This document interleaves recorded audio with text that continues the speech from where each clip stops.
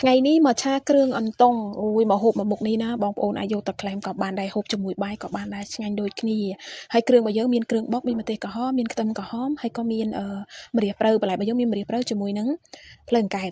ហើយក៏មានទឹកជូរបើទុំលួចបន្តិចដែរហើយក៏គ្រឿងក្រៅយើងនឹងមានប៊ីចេងមានស្ករនឹងប៉ុណ្ណឹងឯងជំនាញដំបូងគេយើងត្រូវដាក់ខ្លាញ់មកយើងដាក់ខ្ទឹមក្រហមដាក់គ្រឿងដាក់ក្រៅយើងនៅនឹងចានដែលយើងត្រូវយកមកឆាហ្នឹងយើងចាក់ចូលមកយើងកូរវាឲ្យឡើងក្លិនឈ្ងុយ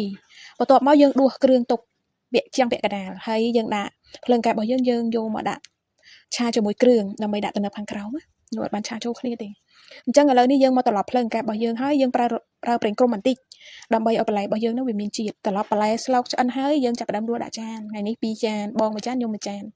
អញ្ចឹងពេលដែលយើងដួសភ្លើងកែបទុកហើយយើងដាក់គ្រឿងដែលយើងបានចាប់ទុកហ្នឹងយើងយកមកដាក់លើភ្លើងទៅសាទៀត